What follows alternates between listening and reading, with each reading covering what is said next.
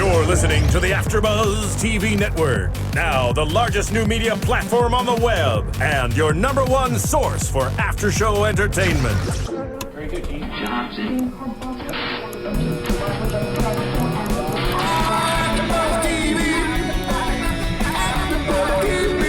From the AFTERBUZZ Studios in Los Angeles, California, presented by Maria Menounos and streaming live thanks to Akamai Technologies, this is AFTERBUZZ TV's Hannibal After Show.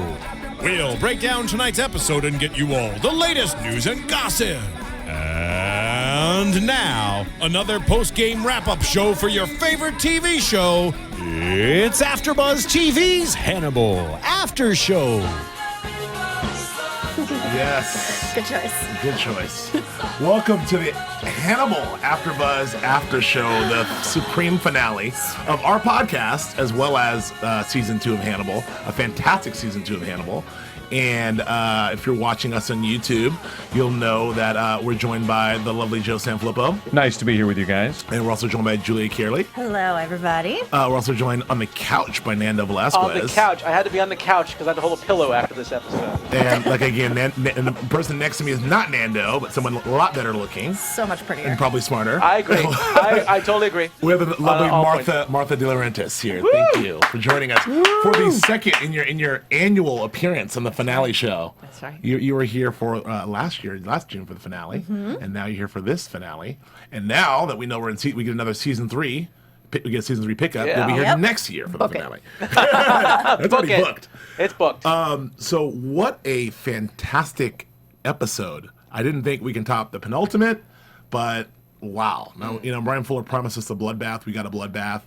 It's an understatement. Lots to talk about, and we're going to get into the episode itself and sort of break down what happened to our various characters as we know them. I think everyone was presumed dead, but if not, we can talk about our various characters. Then we'll talk to Martha about the production itself, and I think we might have a special guest calling in.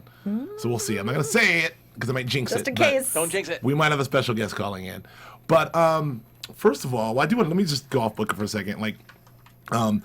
What did you think? When I just want to ask you about the finale because you got to watch it obviously, and I think you're gonna experience it with some more folks fans tomorrow night. You've seen it. You tweeted it, live tweeted it. I mean, did you expect the reaction from the fans? I mean, when you saw it, you're like, oh my god, this is gonna be great. I mean, what did you expect there? The surprise for me was the fan back saying emotionally draining. Yes. And Yeah. so I never kind of got into the emotional draining part, but I Right. guess I was emotionally drained after everything that we did up to that point. And Sure. it's true if you look at it in the audience perspective. Yes. Yeah. It's different having a different perspective because you guys sort of wrap so much further and you've actually been intimately, involved in the behind the scenes. So to see it actually air and to see the fans react to it must be just, very satisfying, it seems. But my favorite was when Hannibal goes out into the rain and washes away the sins of the world. Oh my God. I mean, that for me is not beautiful. emotionally drained. That is going, you're on the next move. And he yeah. just steps right over. Yes. It just goes. Hannibal. I mean, Julia. As we will go. Yes. How about your boy Mads in this, Julia? Hot damn. He was amazing this episode. It was a side of Hannibal that we all know is there and has always been lying underneath that quadruple Windsor. Yes. And to see him take off that tie, he's looking real good, by the way. Yeah, take it I'm easy. just saying, Take he's it looking easy. good. I just got to get it out there. All right. Just got to say it. Mads or Hannibal? Doesn't matter. Yeah, it does. One's a killer. Come see, One's a come killer. Yeah. It was just such a cool such a cool way to reveal who he really is deep down, who this Right. character is deep down, and in his home, in his kitchen, and in full control at all times. It seems, even when you think there's no way he can get out of this, Right. full control. I just think it was such a brilliant turn for him as an actor, the character, everything. It was just phenomenal. And what about you? How about Will for you, Joe? Well, I'd rather talk about Hannibal briefly, if I Do may. it. Do If it. I may. It's interesting to me, because you have such interesting actors have played the role, and Anthony Hopkins versus Mads is such an interesting idea for me because it seems to me he spends so much time in a milieu that would be very comfortable for Anthony Hopkins. A lot of language, a lot of sitting down, a lot of vocal work, a lot of talking. A lot of Yes, facial a lot of face, a lot of expressions. subtlety. Yeah. Where Anthony Hopkins would he just shines. He's very naturally very comfortable there. Yeah. But I love in this episode you see what Mads brings that Anthony Hopkins could not bring. It's impossible. There's a physical power that Mads has Sure. that is just epic, and it was firing on all cylinders, and it was so cool to watch. Like that what do you call it? A pot, simmering pot, finally boiling over that we all get to see. Oh, it's awesome. Well, that's one of the things we talked about a lot all season is how Mads plays it so subtle. So, even when those moments with him and Mason were probably he got the most agitated. He had just subtle movement, subtle agitations. When Mason was stabbing his chest. Yes. Yeah. The simmering pot was boiling at that point, right? But we saw that moment where we all sort of saw what Dr. Bloom saw, what Alana Bloom saw in that moment when she was like, oh my God, like I was so blind. In that moment, and he was like, and he's bloody, and he's like, yep, here I am, I'm Hannibal. That was terrifying for all of us. That was like when you saw him at his most angry, and when he's banging on the pantry. Oh, and he was almost animalistic. Yes. Animal. We had not seen that for 26 episodes. Yeah.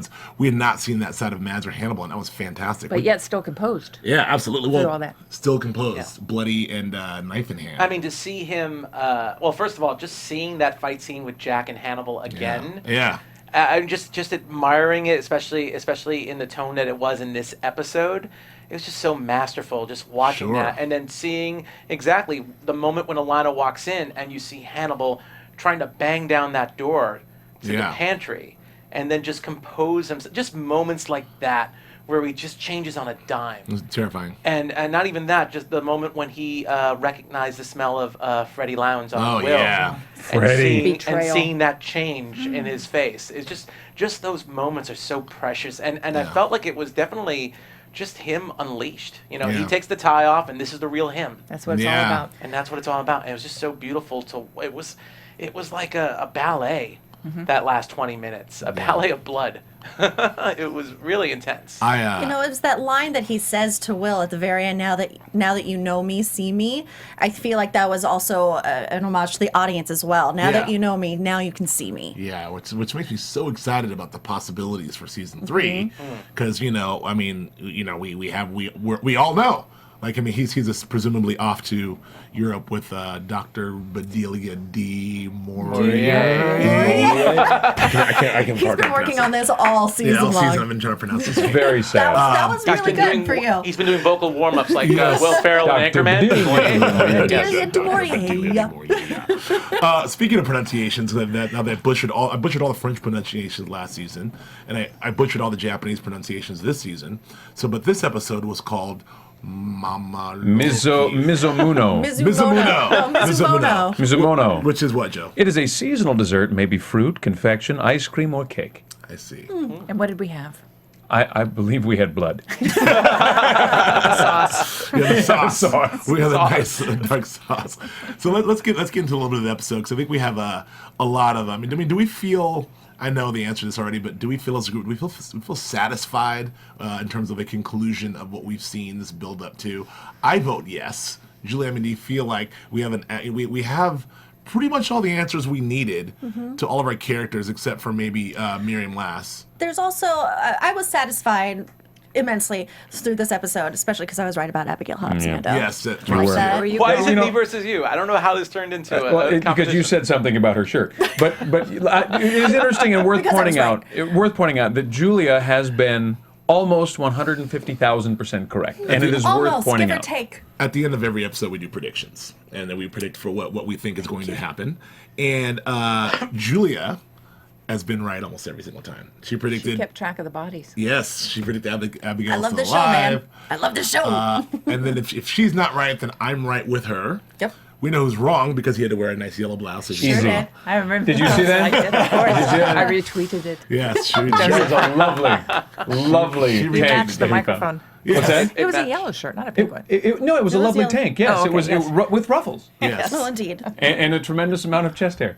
Yes. Yes. So That did not come with the I outfit. Didn't come with the shirt. No, I Joe, brought- do you feel satisfied with our conclusion here? I do, absolutely. I thought it was more. It was actually more than I had hoped for, and I had hoped for Alana Bloom to be thrown from a building, and there it was. Oh, And wow. only because, come on, that blind for that long as a character, nothing to do with anything else. I was getting tired of. We didn't have a flashback in an earlier episode of something happening, of her coming out of a window. Oh, did Did you? Did we? Wasn't there a flashback? There intended to be. Maybe it got cut out. Oh, no, I don't But remember yeah, that. it was like I one don't of remember these. that either. Oh, sort of foreshadowing. Yeah. Okay, no, I don't. Kind of like how the seeing fight that. was. Yes. Maybe not. Maybe No, not. No. from the first episode. Yeah, because we shot it like around mid part going through. Oh No, wow. I don't remember that. I got to tell you how I felt about this episode, and you tell me what you think. I almost felt like I had had a meal, like I had eaten something ridiculously rich and almost French, like just layered in cream. And it was delicious and impressive. And at the end of it, there was a lovely sorbet on an airplane. Like there was like, cleanse your palate. You're not leaving you in the dark. We're leaving you with a really, really bright scene where Hannibal's enjoying a lovely champagne in first class next to Dr. de Maurier. Yes. And it was absolutely like it was a lovely sorbet. And it was, to me, it's such an interesting reset for the entire series because you go from a serialized episodic with a long overarching story to a chase. I mean, it looks like it's going to be moving into a chase. It has to be. I love it. Now, can we talk about Dr. Dumoulier's Yes. facial expression? I mean, reading her, how comfortable is she with the situation? Not very comfortable, is she? Well, I don't know. Like I was just shocked to see her there. I had no idea what that meant. Yeah. I mean, I don't. Well, we can work backwards from there. Let's talk about Dr. Bedelia. I mean, Nando, what did you when you saw her? What did you think? Well, what's your Well, I think I was in is shock. Is she there? You know. I mean, first of all, this under happened right duress? after the wonderful credits that we saw that were so different. Yes. And so beautifully done. And then we see this extra, I like to call it a shawarma scene just because of the Avengers. Oh, the But Avengers. yeah, just this nice little clip right after the credits. I was just in so much shock. She's just there and she seemed okay. Does she wanna be there? I mean, She what do seemed you- like she wanted to be there, but it's so hard to tell with ambiguous. Hannibal. Yeah, it's very Yes. ambiguous to me. I mean, okay, well, she wants to be there. What did you think? Is she But- under duress? I think with those two, I don't know because they're functioning. The characters function on such a high level. I mean, and their scenes together have always been such an interesting dynamic because, there's nothing blunt about either of them. They're both very, very subtle. They're both very, very, very careful in what they say and how they present themselves. And so, in looking at her on the plane, her face, I didn't get. I'm literally, like you said, the shock was almost all I could Yeah. really like. What the hell? I will say this, as an audience member, I almost felt betrayal. Seeing her there course. sitting next to him. I think But that's what it was. Meaning it was a cheat? I not ripped off or anything like that. I just felt like, oh my God, I like thought you what were a you good doing guy. there? Yeah, I thought you were a good guy. That kind of betrayal. Guys, can I say something? And I hate to be the. I'll shut up after this. It's my one thing from the booth. That's Steve Lemieux, our producer. The last time we saw Gillian Anderson was she was telling Will how you catch Hannibal. She was telling Will when he has won, when he has believed he has won, he will be smug and he will show that one sign of weakness. And when I see her on that plane next to Hannibal, I see her slightly with a smile on her face. Because when she said he had won, this is him having won. I feel like she's got him. I feel like she is the bait and she is about to catch him. There's probably FBI agents on the plane, something like that. But I see that as she's won because she's been playing Will Graham this entire time since she told him, I believe you. I actually like that theory, Stephen, because I like the idea of, because we know Hannibal's got to be caught somehow, and maybe she's made Hannibal to believe that, that she's on Hannibal's side, when at the same time this is her revenge. Maybe she has a master plan to try to catch him. And Katie Purnell did say that they were pulling his passports, Yes, so they're probably aware of his travel plans. right. Maybe not. But she actually has outsmarted everyone all along the way, even Hannibal. Yeah. Remember he was there in his kill suit? Yeah, he was wearing a spaceman spiff suit. Yes, she was nowhere to be found. And she Yeah. organized with Jack Crawford. You know how she Yeah. You know that's what? It's true. interesting. And so They- she's I feel like so there clever was. than we're giving her credit for. That's true. Yeah, because that's a good point, Martha, because, we know that, she's Hannibal's therapist. So if Hannibal's out there manipulating, Will and manipulating all these other folks along the way, Hannibal is very smug and very self-assured. But look, Dr. Bedelia was maybe the one who is in the Hannibal chair with Hannibal. Maybe she's pulling the strings because she has a very accurate read on who this guy is, what he does. She knew about obviously his dastardly deeds. And at the very end, she did say, "This is how you catch him." So maybe she does have a plan of her own. I don't know. There's also direct parallels to the way that Hannibal manipulated Bedelia and the way he manipulated Will and the way he set them up to kill one of his old patients. Sure. So I don't know how much contact they've had But recently. can we trust what Bedelia says is truth? No, but he obviously had an escape plan with her, and he had an escape plan with Will. So see which one betrays him, that's and what then I wanna- take off with the other. Well, and I think that she. No, let me ask you this, and you tell me, maybe within 50 miles here. So it seemed to me that if Hannibal's plan was that Will and Abigail and Hannibal would live happily ever after, the three little bears, and that didn't happen because Will betrayed her, right? So if that was was Bedelia the consolation prize, or was Bedelia the backup? And then conversely, I'm not sure which. Did Bedelia have two plans, one way or the other? Did she lay her groundwork with the FBI for immunity and everything's going to be cool if they catch Hannibal? And then she laid her groundwork with Hannibal that if he ends up winning with the FBI, she's got her groundwork laid with him. Do you think it's maybe she's got a little both? I think those are all great things to think about, and we'll see in season 3 because it's she's very complex. Oh, yes. She's not explained, nor is the Abigail thing Sure. explained. So that's what you have so much fun in television, is seeing what you can add in and take out and shock an audience constantly. You have a little longer than the 2 hours you normally have with the films. You have 13 Gotta hours. be very pedantic, Yes. I lied. Can I say one more thing? Yes. Of course you did. Martha, I don't know if you can answer this or not, but can I ask, did you film the finale scene different ways before you guys knew you were picked up or not? You mean the Gillian Anderson button? Yeah, on the Sorry, on the the Dr. flight. Dumouriez? Yeah. It was filmed a long part of episode 211, so we didn't have the news. In fact, we had shot everything before we even heard the news. Was We just heard anything the news about 3 changed weeks when you ago. knew you were picked up, or was it like, There was one minor caveat, Okay. that there was an edit with even out that button. So we just ended on him walking over a lot of bloom off into his rain sunset morning, and just kind of with tonal wise, leave it there. Sure. And so there was kind of a back and forth between all the creatives up above. And so we ended up with the button afterwards rather than tagged right next to it. Right. Okay. So give it some space Yeah. with the rolling credits. I like it because it so feels. that was a compromise. Well, it's good because it gives it too. I mean, it does feel like a legitimate ending with him walking out, and so that could be it. And then for those who turned off the TV or ran away screaming, "Oh my God!" you missed the button, which was also very lovely. But that's why the end credits were different that you noticed. Yeah. Yeah. Yeah. So to otherwise, a lot of people, It would have been on my through. Yeah, it's true, right? Yeah. We checked out. Well, let's get into a little bit more of the episode because we have a lot to unpack here. I want to get back to our through line of the scene, which is this lovely relationship with Will and Hannibal. How it sort of came to an end, really, like a very sad end. I think that we saw some genuine remorse and genuine emotion from both Hannibal and Will, but especially Hannibal, once he realized he was betrayed, and then once he, penetrated Will, and I'll use that term, with the with That curved blade? the curved blade at the end there.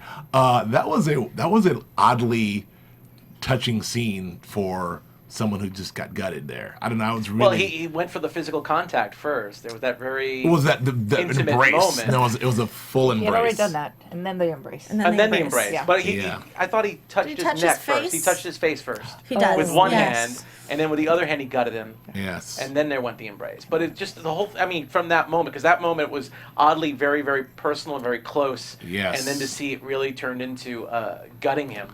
Yeah. Like that. I mean, it was. I mean, I keep going back to the thing, and it's their bromance slash romance slash whatever they got I feel going like you on can't there. call it a bromance. It's more than a bromance. No, it's a full blown romance. It's a full blown romance. Yeah, I mean Yes. that embrace and that closeness. I mean, I actually felt something. I didn't feel what Will felt, obviously, but I felt something there. Like I felt genuine loss for Hannibal, which was a spectacular job by Brian and David Slade, I assume, because this is at its face, it's Hannibal doing what he does, killing Will and moving on. But it was so much more than that in that moment. I mean, would you talk about this relationship, the way this sort of ended here, and towards the end with Will? Was there any moment did you think that Will, I don't know, had doubts along the way? There's some weird. I feel like there was some wavering here and there with Will. Like, felt for that. example, when he called to tip him off. Now, he could have called to tip him off to protect Jack because he could have, he would have taken off on his little getaway. Right. But at the same time, it's preservation for Hannibal as well. So Sure. I think he's been torn. I think he's penetrated his mind as well. Yeah. And it also goes back to Garrett Jacob Hobbs. Yes, it does. Hannibal calling and warning. Yes, Kinda see exactly how the things would same play way. out. Yeah. Why would Right. he? Yeah. Speaking of Garrett Jacob Hobbs, we've always opened with this sort of dream sequencey thing, and we didn't open directly with the dream sequence It this was time. right after the It was title right after the sequence. title sequence, but we had that wonderful thing with Garrett Jacob Hobbs and Will on that really cool sort of miniaturized balcony, and Yeah, that was a was his crazy house. feel, wasn't it? No, yeah, it was That was his surreal. house, but it felt scrunched. No, it was Yeah. scrunched. Yeah, It was great. not It to was- scale. I mean, it was definitely really interesting. small. Again, David Slade really What an interesting choice. doing the thing there. And so glad that he got to direct the finale. Like, so fitting that he would he would direct that finale. But yeah, so what did that signify for you? Like them together shooting, hunting, and I mean, what did that mean to you? There were What's- multiple stags out in the field, right? Yeah. So, I mean, we've seen Will's transformation throughout this entire season of him becoming the stag. Yep. And we've seen Hannibal as the ultimate stag, and here he is trying to shoot one, but this sort of lost in the mix, and you're not really sure who you're shooting at. Yeah. I don't know, Joe, did you have an interpretation of that? I'm not sure. I mean, I got, obviously it was pretty clear that together, obviously the past can allow him to do this, and this is how he moves forward.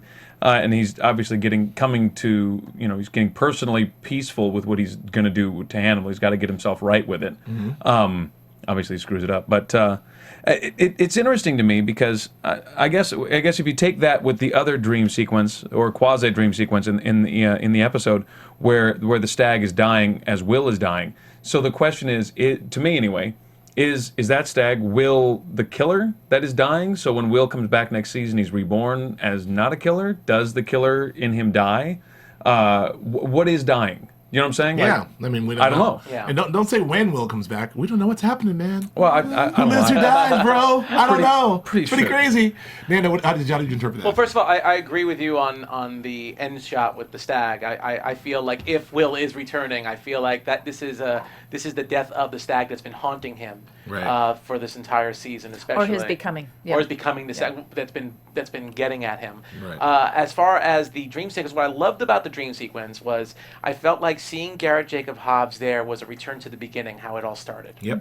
I loved seeing that. It also felt like foreshadowing for Abigail, because when I Yeah. saw that, I'm like, well, who else can show up? So I really did feel that it added to that. Yeah. And then the third thing is we're so used to seeing Will as a fisherman in the river, and Yeah. he talked about how much he loves being near a river. Yes. And I thought it was really interesting that this dream sequence didn't take place in a river, him shooting or getting at a stag from the river, but actually from his house. So I thought it was, I don't know, what was interesting, it was very comforting, but at the same time it was very odd placing for him. Because We see Will as a hunter. Yeah. And But then he's- also going back to in the books, it was established Red Dragon in the beginning that Will Graham was haunted by, or not haunted, but he was institutionalized for going crazy about chasing the Minnesota Shrike, which is Right. Garrett Jacob Hobbs. That's what drove him to insanity, and that he was also gutted in the movie Red Dragon. So we have this whole thing also kind of mirroring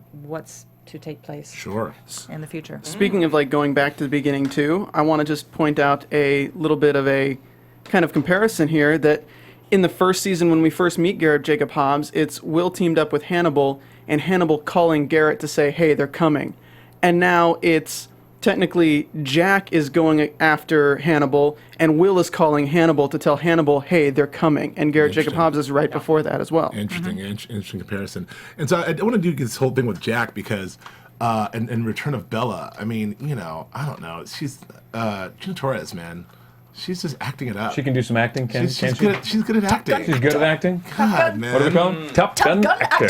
She was so affecting, like, at the end there with the cancer and the whole thing. But so the Jack storyline was really interesting because you have Jack this entire time. The interesting parallel for me is you have Jack basically 2 seasons of Jack sort of really just trying to get to the bottom of things, not really sure about Will, doing sort of things off the books and unauthorized. But at the end of the day, like having trouble really knowing who to believe and having trouble believing, these people on the way, doubts about Hannibal, doubts about Will, doubts about everything. So finally, once he has it all figured out, he's got this thing locked. He's closing in for Hannibal, but then Cynthia Nixon, Katie Purnell Kitty Purnell's like, puts the "Whoops." kibosh shut I it don't all. believe you. Like, how does that feel, Jack? Like, now you're shut down. That was an interesting turn. And what does Jack do? He goes rogue a little bit, right? I mean, like, because they had that. pretty rogue. I mean, they had that set up. I mean, it's like, okay, well, you'll meet there. I'll meet for dinner. It's fine. We'll have snipers on every roof. Like, this thing will be airtight. I'll go in. Hannibal will try to do his thing. We'll take him out.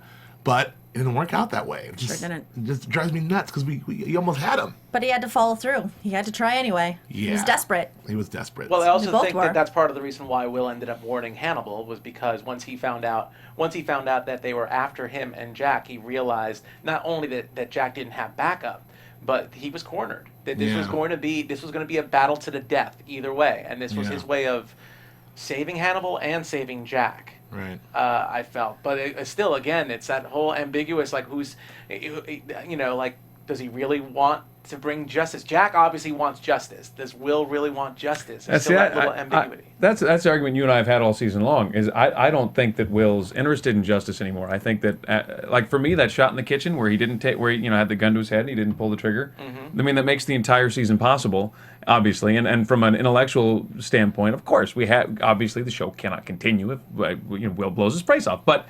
But for me, that changes the character so dramatically, and I can't help but feel at this point he's it's almost bizarre. I don't understand what you're saying because you went down this road already. You already wore the blouse. I wore the blouse. Like, knock it off already. Like what? What do you want to wear now? You're still hammering this theory. Like what do you? No, all I'm saying is, where does Will land? I mean, how did Hannibal put it? He said when the fox hears the rabbit scream, the fox comes, but he doesn't come to help. Right. Yes, that's what he said. Right. So what is Will's game? He's called. Why does he make that call? The whole thing that you know what I'm saying? I think he's so deep in it now that there's a level of hubris as well that he needs to follow through and he needs to show the world that he's been right this whole time, especially when the whole world doubted him. Exactly. I Have agree with everyone that. see what he has been seeing. I agree the whole time. It's not enough to just. Well, I think initially we talked about this already, but we'll talk about it again. That initial gun to the face moment was, Hannibal says, "Don't you want to see how this plays out?" Will does want to see how it plays out. Like he's curious, just like Hannibal's curious. He wants to see how it plays out, so he does. And now he unfortunately saw how it plays out with him on the ground, gutted, but. That's not how he drew it up. I think he wanted. That's probably not how he drew it up. It's not how he drew it up. No. I don't think so. He's an X's and O's kind of guy. That's really not how he saw it happen. Yeah. But what he wanted was he needed, and what he wanted for Jack, what he wanted for Bloom, for everyone to see, and then actually ultimately they did see Hannibal as Will knew he was. To see the real Hannibal. They wanted to see the stag. And now that they did, look what happened. Well, yeah, no one sees the stag and lives to tell about it, apparently. But all those moments were terrifying again. That last sequence. I mean, again, I want to go back to just Alana Bloom, like just walking in there and just being terrified, and seeing Hannibal in full stag, really, and that was just in her another great piece of acting with that. Like I was so blind because she. I mean, at that moment, all the things we talked about, the sleeping with the enemy and all those things we talked about, the beer seduction from season 1, all this stuff, like, had led all to this moment of her being like, oh, shit. You're the guy. And, she's known him longer than anyone else on the show has known him. Yeah, so it's the ultimate betrayal. Yeah. I absolutely love the way that you guys did that scene because, the tension is wholly because Hannibal wants there to be tension. He's allowing there to be tension. Because we don't know that the gun isn't loaded. He's the only one that knows that. So he stands there and he says, you can go back to being blind. Well, okay, wait. Do we believe him? Did you believe him? I kind of believed him. Yes, I did. I kind of believed him. Like, I mean, Well, why wouldn't you? The gun was empty. Well, I know. He could have walked over and sliced her head off. I know. He didn't want it to happen that way. Yeah, it's Hannibal's. He's got a little more flair for the dramatic. He's a little more theatrical than He's that, on Joe. his way. He's on his way to France after this whole thing's over. He's not Freddy Krueger. I believe France. He's on his way out after this. So I mean, he could definitely just, like he said, I didn't want to say goodbye to you. He wanted to leave her blind and still do away with Jack and whatever else he needs to get done. So, Julia, do you think there was some genuine affection there? He He didn't want to do away with Jack, remember? He asked Will. Well, that's true. He didn't want to do away with Jack. Yeah. But he definitely... We could leave now, Yeah. just disappear Don't need into to do the that. night. Gave the people that he cared about every opportunity. Right. He tried, man. Yeah. Which just Love that, leads me Hannibal. to believe that Will had gotten into his head a little bit as well and sort of humanized him. Yeah. Before we've only known him as this cold-hearted, cold-blooded, icy killer. but now he has a little range of emotion. Well, I don't think he was ever sort of a. I mean, the cold-blooded, icy heart, it's hard to make the argument against that. But he was always like, killing and eating the root. There was always a method to his madness. He wasn't just a, supreme psychopath who's just going to kill everyone. Sure. I mean, I think that he had tremendous respect for Jack. He worked with Jack. He considered Jack a friend, I believe. He was in love with Will. I'll say it. Him and Will were in love. And then obviously Alana, He had tremendous respect for Alana. Tremendous respect for Alana. And they did it a bunch of times, and there's that. And obviously Abigail. So there's people in his circle that he really. I don't think he wanted to see any of them go. That he's only built for the last year or however long this has been. They're all new family to him. But the only reason he was interested in Jack is because Will sort of talked him into that. He goes, "Don't you think you owe Jack? You need to show Jack who you are. Don't you think you owe that to him?" And Hannibal was like, "Yeah, I guess I do owe it to him." Good point, Will. But other than that, he has no intentions. And even at the end, he was still like, Jack, we don't have to do. Let's just get out of here. I was like, no, do it. You got to do it.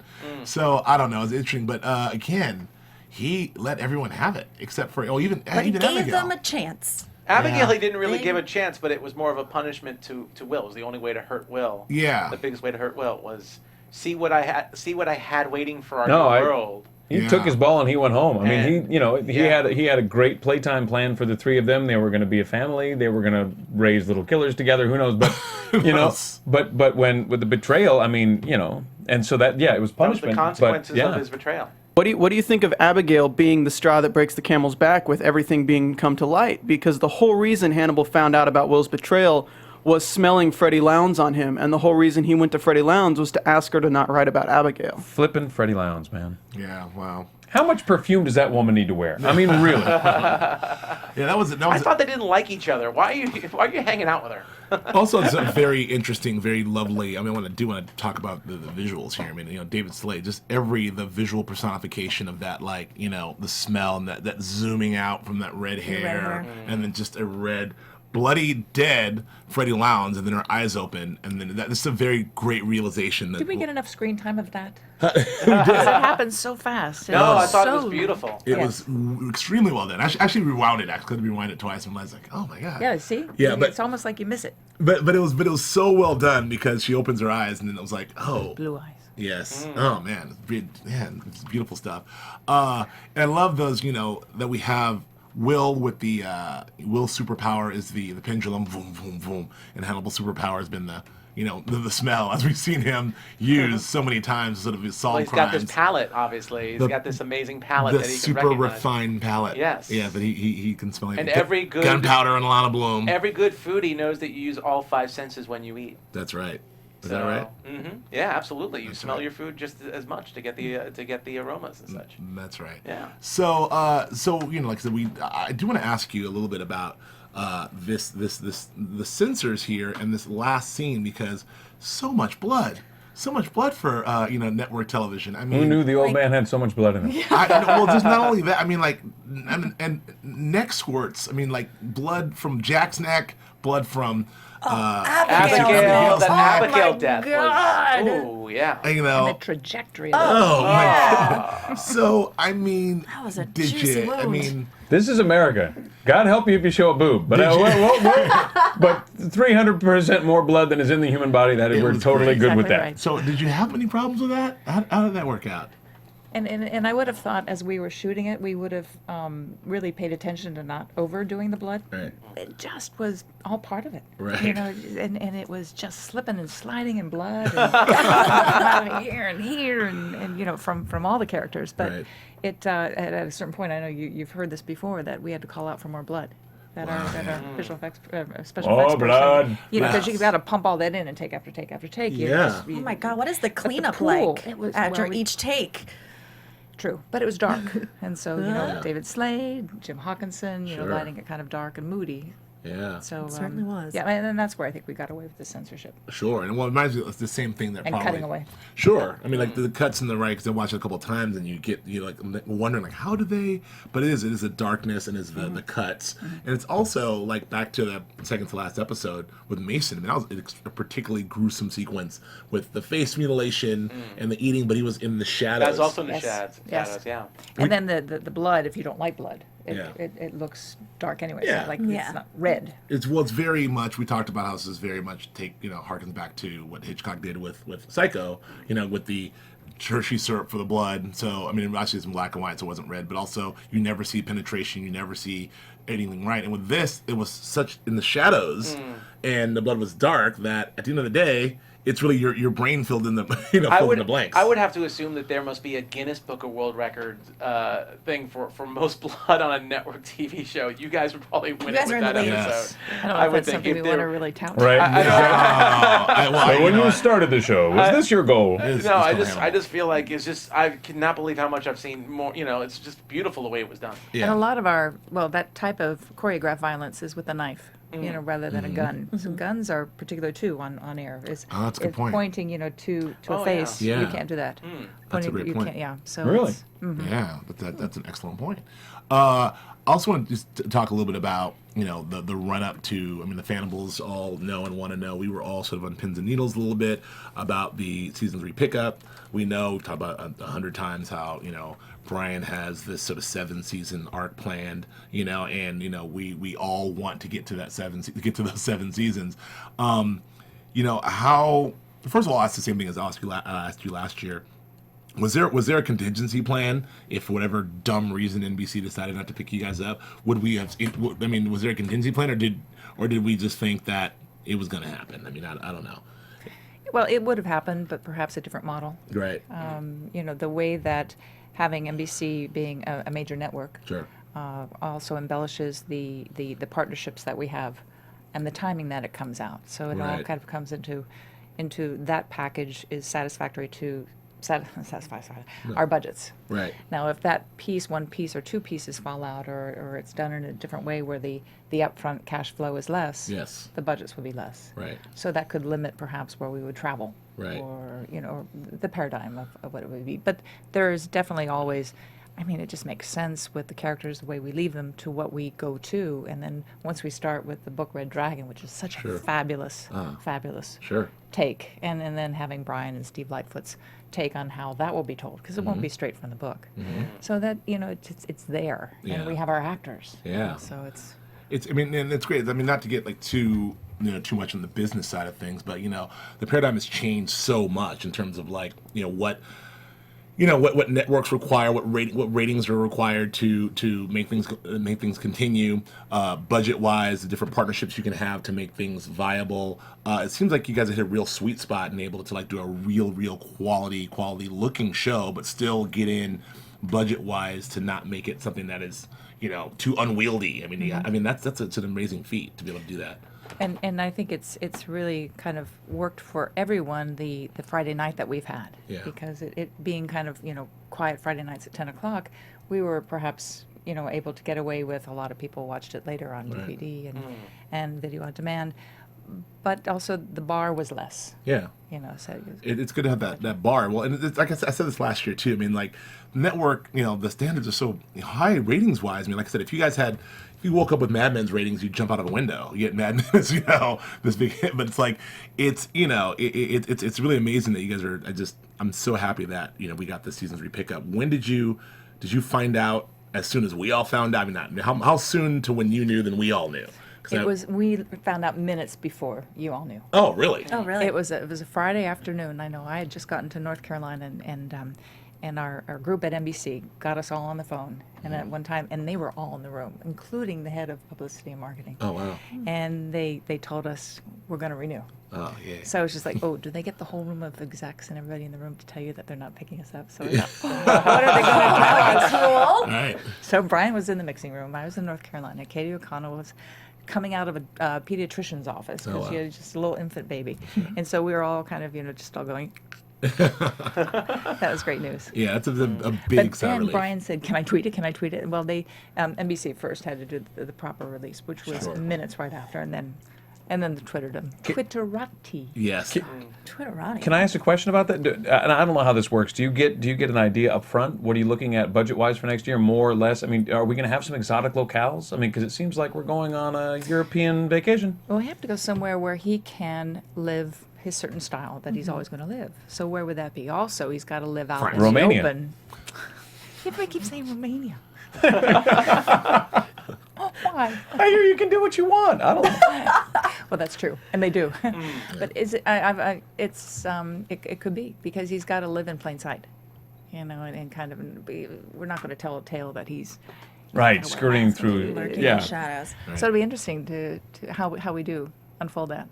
Right, and do we? I mean, we touched on this, but do you think we expect a sort of a manhunt? Well, actually, I don't even know. I mean, I do want to get the Has behind the to scenes be. a little bit. It has to be. It has to be. Stakes are there. Stakes are Yeah. there. So I don't know how much you can tell us, but we know. I mean, look, it's no secret that Lawrence Fishburne. He got his show picked up on ABC. He's executive producer on the show. He's in the show. Now, in this day and age, that doesn't necessarily mean anything. Obviously, actors can be in multiple shows and do different things. It really, I mean, do we know if is it? Can you talk about if who will or won't be back? I mean, are we going to see bits of everyone, or will we have this thing closed Is it out? a big spoiler if I say that we're going to see everybody? No spoiler. I don't know. But no, obviously we have to have the hunt, Yes. and we have to know who's financing the hunt and who's Yes. actually behind the hunt. Right. And it's a scheduling nightmare, really. And actually, this past season was a scheduling nightmare, having Anna Cholinsky Yes. and having Gillian Anderson, because she was actually shooting 2 other She's in TV shows at the Crisis same and time. And the one in the UK, right? Yeah. The Fall, Yeah. Fall. And so we won't have but she's a busy actress too. Right. And so, but she told Brian, "I love the show. I want to be back." Oh, great. That's So exciting. it's Should be fitting all crazy these. not to. And we have Yeah. you. We have Mass. Well, yeah, Hugh and Mads, those are a couple of good guys who are good to have around. Yeah, absolutely. They're good at the acting thing too. That seems to be all right. So it's really, really very, very exciting to to see where this thing goes. I just to have all of our. I mean, do we have no main characters who aren't dead or bloodied? I guess Freddie Lowndes, right? I mean, everyone is counted Well, for. Freddie you had some call hair it? pulled out, but I think other than that. Okay, but I just so Abigail's down. Girls down. Will's down. Alana's Alana's down. Jack. We still got Zeller and we still got them. Zeller and Price. Yeah, we still got Zeller and Price. They've Doing their been up in the webisode. mud. yeah, with their webisodes. Yeah, well, Blue gloves. Yeah, Yes. the gloves. There you Yeah. go. Mason's the body? alive. Mason's alive. alive. Yeah. Extraordinarily Marco's bloody. Very alive. Now, this is the other thing we the Fannibals we've kind of been talking about as well. We're all. Maybe you can explain the exact the rights to the different books versus what we have on television. We were expecting something that was really more strictly canon, but more of a, kind of an interpretation. We now see that Brian's done a whole, like, he's using it more like Play-Doh. Like, he's got the canon there, and he's like, still, I'm giving you pretty much the bullet points, but in between, we're doing everything else. Now, I know that your Red Dragons, yes, you have rights to those, and you have some characters in others. I mean, how does it, work? Kind of like Barney. No Clarice, though, right? Clarice is out. Clarice is Silence of the Lambs, which is Right. a book that we did not do. Do not have the rights So to. any character that is particularly introduced in any one book goes with that book, and Right. it could go on further books, which is when we did Hannibal. We had Clarice and Hannibal, so that's why we did the deal with MGM and Universal. Right. Got it. So we have, and then what about Barney? Is he? Barney starred in Red Dragon. Okay, so we have Barney. No, I'm wrong. We did do him in Red Dragon. We brought him back actually. Yeah. Frankie Faison played. Frankie Faison, played- yeah. yes. But I have to think that maybe his character was introduced in Silence. I'm unclear Yeah. about No, that. I think that's right. We must have gotten. I think his character because was we were introduced. MGM, yeah. So we Right. Yeah. So his character was introduced in Tricky, tricky, Silence I know. tricky. of the Lambs since we first see him. Then we brought him back for Hannibal as well. Doesn't Now, Lifetime have something going on with Clarice? They're Lifetime? Yeah, isn't Lifetime got something going with They were trying Clarice? something. Yeah. In And Concourse. Yeah. I know you guys are trying to get like, hey, let's see if we can't a little swippy swappy. Swippy Swappy? Swippy swap. If it works for everybody, I don't see Yeah. why not. Well, because they can't use some of the characters that you guys have rights to, right? So. Well, it works with Clarice if you have a Hannibal reference. Right. Oh, it's so tricky, man. No, well, Yeah, you could, and this is who cares about Or this maybe because it's not Hannibal, but I mean, you could do a show theoretically about Clarice and not even deal with Yeah. She Hannibal. takes Yeah. over That's fine. Quantico. Yeah, so that's fine. But you can't have Jack Crawford. Yeah, exactly. And who cares about that show? Because this Yeah, was so I much was better. saying. Yeah, so we often bring up, and we have it's interesting. You have these actually 3 different audiences. You have the fans of the books, like me and my parents and everything else. So you have fans of the books, and you have fans of the films, like me and all of us as well. And now you have these new fans of the television show, and you have these sort of 3 different, sort of storylines, 3 different parallels to reconcile with. I always ask this question, but I mean, do you get a lot of complaints or anything from the fans of the books or the movies, or has everyone seem pretty happy? Very few, and Yeah. I don't think it's a criticism of the books or to us about the books. Sometimes you'll get somebody who says, "I prefer Anthony Hopkins," Yeah. that type of thing, which It's fan stuff. yeah, That's preferences, and but they're allowed to do that. Well, I would say, like, I was on that camp of, like, you read the books, you're like, well, Tony Cox or whatever it is, and then Brian Cox. Thank you, Brian Cox, and then Anthony Hopkins. But now I'm all Mads. I'm all Mads, and I'm all Mads. and I'm all Hugh Dancy. And I'm all Lawrence Fishburne. I love these are when I read the books, these are the guys I see when reading the books now, as opposed to They've taken over. Yeah, it's they've taken over. awesome. They've taken over. Yeah. And it's got so many hours of very talented writers sculpting a character to the strengths of the actors. I mean, that really you can't. I mean, it's so like this episode in particular, just everybody firing on all cylinders, man. The actors are fantastic. So the last thing I'll ask you about that, just to get away from behind the scenes stuff, is Thomas Harris. Like, he's given his blessing, right? I think I read something that he, either early on or kind of told Brian that he loved it or liked it or approved of it. Is this all true or no? Well, I'm very protective of Thomas, and I think only majorly because he is a very good friend, and he's always stayed behind the scenes. Yes. And I think we went over this last season when I went to talk to him about wanting to do something with Hannibal on television. His first reaction was he didn't think anybody could write it. Right. There's no one in Hollywood that could write it. So I just did a gulp, and we talked about what period of time we would be telling the tale. And I hadn't met Brian by then. It was only an idea that I had. Right. So fortunately, the way things unfolded was meeting Brian, getting the right time period, which is exactly, Brian felt exactly how I felt. Right. And then, the rest is excellent casting, excellent writing, Yeah. and production values, and just, really treating the material with such respect. Brian has, our writers have, we all have, that we're not in it to take anything away from Thomas Harris, who is the mito, Sure. the legend of, Sure. of the books, and he really set the bar, Yeah. I think, with his writings and subsequent filmings of it. But he has let me know that he thinks that we're doing a brilliant job. Oh, that's good news. And in the last email he says, that Dino, my past husband, that Dino is ecstatic of it. Oh, that's lovely. Yeah. That's that's high praise, Yeah. right? Yeah. Because you hear all these rumblings from some disgruntled fans, very few, but like, well, Thomas Harris would never, and I don't think. I'm like, no, this is fantastic. So that's really good to hear. I want to get that out in the world. That I mean, that's the best thing that could happen to me, is that he appreciates the hard work that's being done, and that he actually likes it. Yeah. So that he's not bothered. I would hate anything to bother It him. is interesting as an audience member to really think of it in those terms, because this could have been butchered. You could, I mean, if it had been given to there are some very, very clumsy people that would have made an absolute mess. I would. First of all, I wouldn't have wanted that. To Well, happen. no, that's the whole point. Is that Yeah. you obviously shepherded this through and handled it in such a way, and only brought people in that were of such a high caliber that as an audience member we just take for granted that happened, without going back and kind of unpacking it and going, no, there were some very, very bright people that made sure this happened. And I mean, just to carry that further, not to just totally just sing your praises, but it has to start with you, because at that point, once you have the idea, like maybe we should make this into a series, really finding those right people. I mean, it starts with Brian and everything else, but just really putting together this team. I think you, Ivy, I don't say you don't get enough credit, but I just want to give you the credit you deserve. Thanks. But it's, I think it really goes to the partners with Gaumont that financially they secured that we could have a wonderful aesthetic. And Brian's aesthetic is high. Yeah. And so just from that, from everybody wanting to please Brian, to please me, to please our partners with quality, down to our film crew, they're all film people. They Yeah. all work on the biggest films up in Toronto, and they wanted to do our show. Yeah.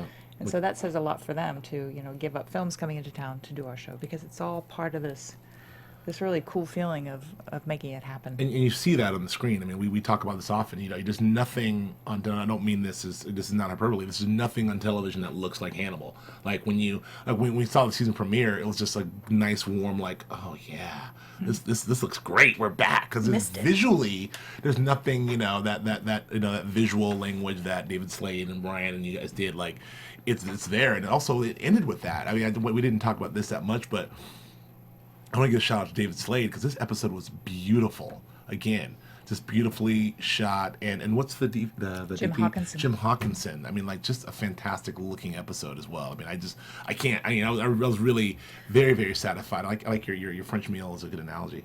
The scoring of this episode, the scoring throughout the entire season I've loved, but this episode in particular I thought was really beautiful. It was a constant pretty much throughout this entire episode, and it really provided momentum and a sense of urgency, and I was very in tune to the scoring of this. It was elegant and it was scary, and the TikToking really upped the ante for the entire episode. I was obsessed. It's a general sort of mood and like sort of visual aesthetic and tone that's set for the show that is just, I can bathe in it. It's so wonderful. So congratulations on all of that. Last couple of things. I know that, so for season 3, I know that you've already probably started having some discussions.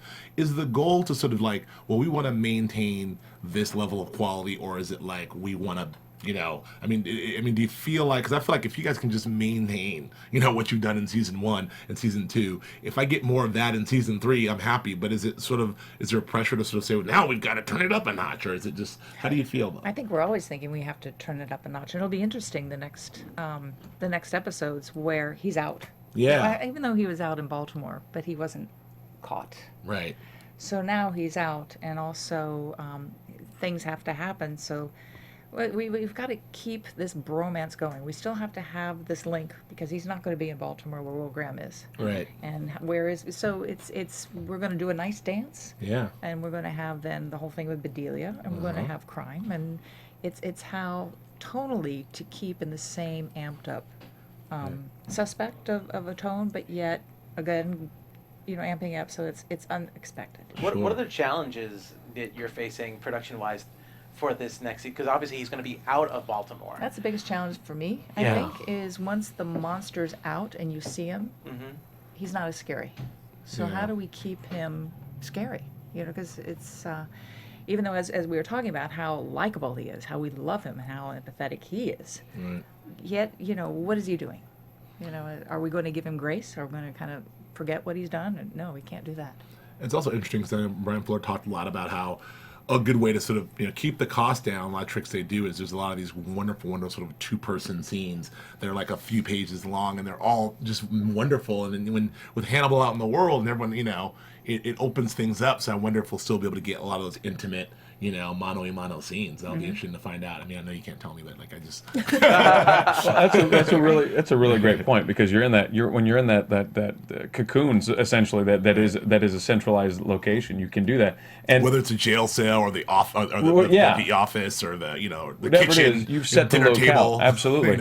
And I gotta say, it's something that I really hadn't thought about for whatever reason until today, because I've kind of accepted a lot of this show on face value, and like I said, you accept a certain level of sophistication and excellence that we should not take for granted. But these scenes, I mean, really, in looking back over the course of the season, you guys took incredible risks, that you had 2 characters sit down, 2 men opposite each other, and the idea was that we're going to play this psycho game back and forth.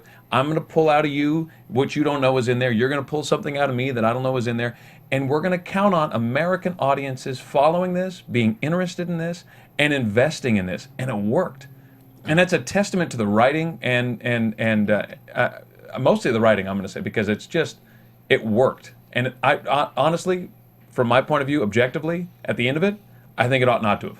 It's remarkable that it did. Well, that's the most backhanded compliment I've ever heard in my life. Think about it. Think about what this season was. You did a brilliant job. It shouldn't have worked. No. It shouldn't have worked. How could it work? I'm saying it's a huge roll of the dice. If you look at what it was, I think it's incredible that it worked. Yeah. Huge props to the people that made it happen. It's fantastic. I think it's a testament to the writing. I mean, the perfect example of this episode was just when Jack walked in. when Jack walked in and saw Hannibal and they talked about their friendship and about the clarity. Their true friendship is when they see the clarity of it all. You know, well, this is the clearest moment of our friend. Just lines like that are just so rich in a moment like that right before the battle, and you see it on so many levels. Every time we were in the office, we kind of had a mandate that each director would shoot it differently. So also to kind of, if not, it would be always the same two talking heads in front of each other. Right.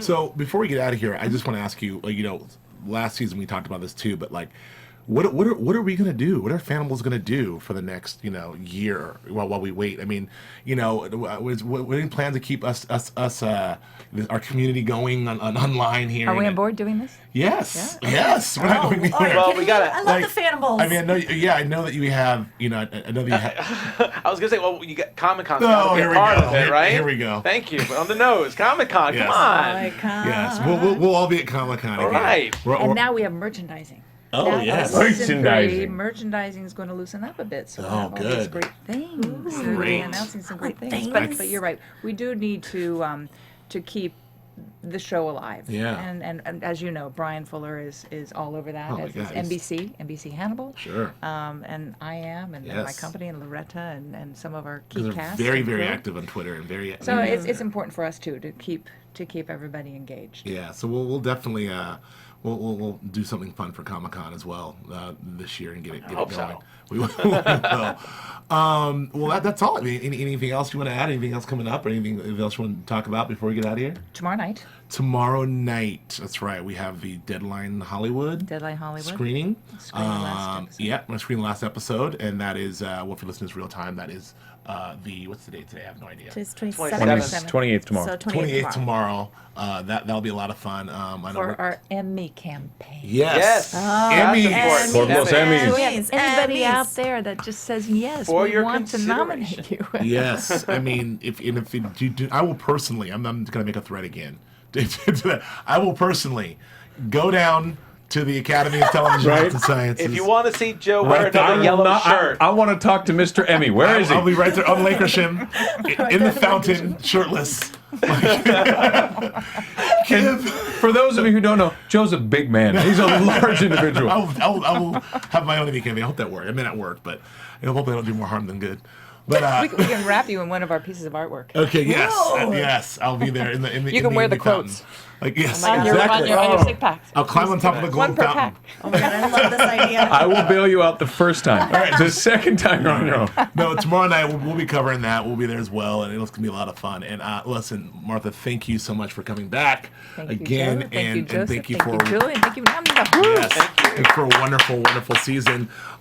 Before you get out of here, can Yep. I ask you guys, what do you think the first scene of season 3 will be? Predictions on that.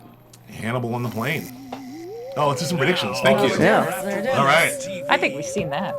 Yeah. First scene. Go, Julia. I like that.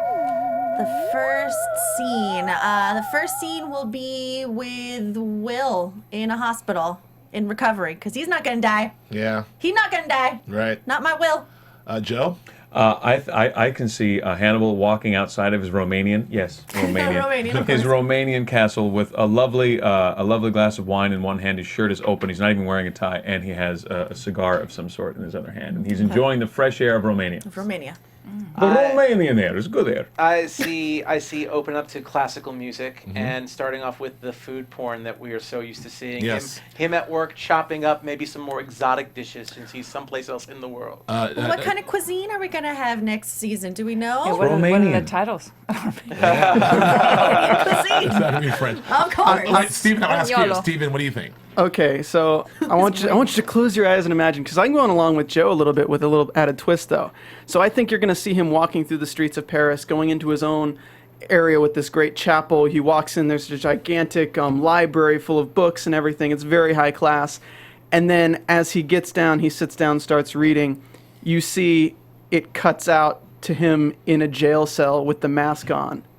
Oh, so you think he'll be So in it's all jail? his mind plays. And then you hear, And it goes right into the show. I feel like we're gonna see him in Paris, and it's gonna lead you to. Yeah, you know, He's cheating because he's using sound cheating. effects for You it. just use the it's button. gonna short my Be in his- season. so you're saying he's going to be in his memory palace? I think it's gonna make us think that he's in Paris and he's walking and he's free, and then it's gonna cut to him, and you realize that everything you've seen is his memory You palace. just cut to 2016. You cut out all of 2015. Yeah. Look, okay, I like that. And then one, it dude. says 12 weeks ago. I'm gonna go with Nando. I think it's gonna see the food porn. It'll be some exact location, and then we'll go from the food porn in Hannibal. We'll probably go back to what happened to Will, what happened to Jack, what happened to. We'll find out who's alive. Bottle show? Yes. Bottle of soda.